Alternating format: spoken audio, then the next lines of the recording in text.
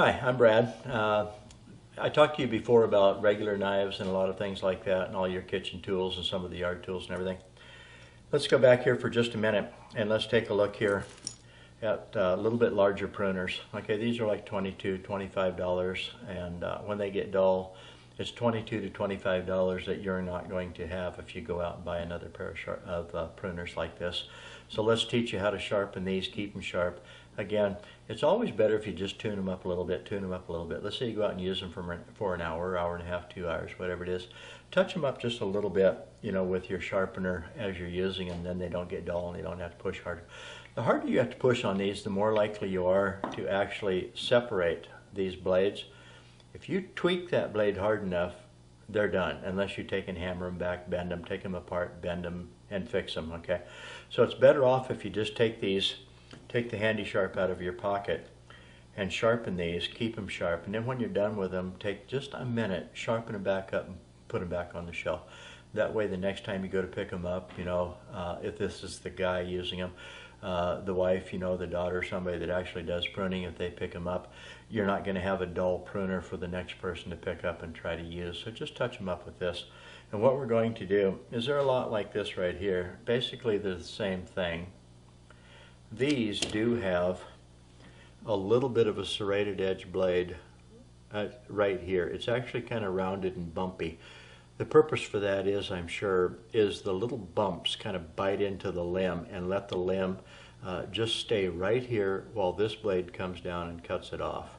So this would be a hard sharpen, but because the handy sharp corners follow the contour of the factory grind, and that's going to look something like this. Just not too hard. Now we're just going to do it in one motion, just like that. Let it bump right on through. You're going to be 90 degrees to this flat. Yeah, it's going to be a little bit hard to show you, but just like this. This angle and the angle of the blade on the sharpener is 90 degrees. That puts it flat here. I'm going to turn it back up and just do this. Don't go too fast, let it bump in the holes and straighten that out. Now we're going to turn it over, lay it flat this way, and do that. Now you have a 90-degree corner here. We fixed that. We're going to go over here to this blade. It's flat, it's ground, and then it's a sharp bevel to the flat, creating a sharp point here to pass by the 90-degree corner, just like this, and cut. Tip this one up, put it on the corner of the sharpener, and slide, just like that. Don't come up here and dig at it. Brush it with about twice the weight of the tool. I'm applying pressure with my thumb this way, just like that. If you're going to touch it on the back because I can't get it flat, take your middle finger off of it and do this. Just touch. You don't want to bevel this side. You want that side to be flat, beveled, sharp corner. Let's see if my pruners act like my other pruners here. Guess what? There's just a little too much gap between the blades. But you know what? It puts a really serious kink in the paper. That means that the blades are almost close enough together. Let's see here. And I didn't press hard. The white is my fingernail. That means it's sharp. All you got to do is sharpen them, don't replace them. We have a couple other styles of sharpeners. Here's the three.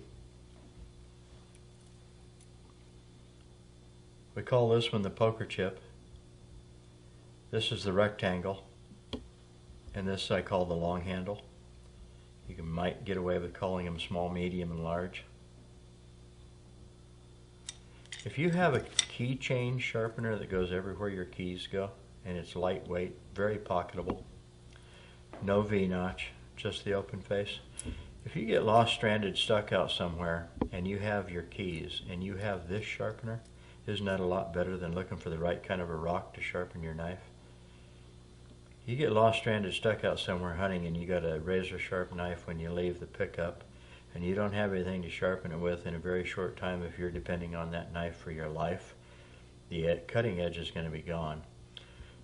When I go hiking or something, I don't normally have all these keys. What I normally have is the key ring, my ignition key, and the sharpener. Therefore, everywhere my key goes, so does the sharpener.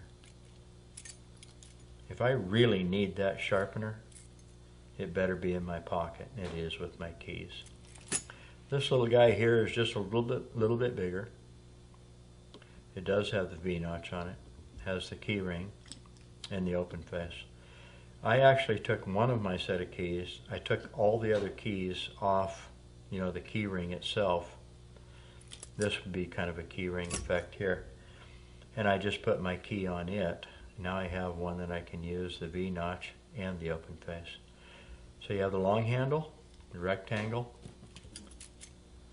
and the little, we call them poker chip actually, the little round one. All of them have a satisfaction guarantee. You break it, tear it up. I don't pay for them if you lose them. I'm sorry, but that's your fault, and you replace it. If you break it, tear it up, show me that you've still got it, but it doesn't work because it's broken, or maybe you think it's worn out, I'll replace it free and I pay the postage. Handy Sharp, which is basically me. I stand behind every one of these products 100%. I just want you satisfied. Well, thanks a lot, and I hope you enjoyed seeing how Handy Sharps work, a little introduction to Handy Sharp. Even though they've been around for 26 years, most of the people that I sell to look at it and say, wow, this is new. I say, it might be new to you, but they've been around 26 years. So that's Handy Sharp. We'll talk to you later, and thanks a lot for coming by.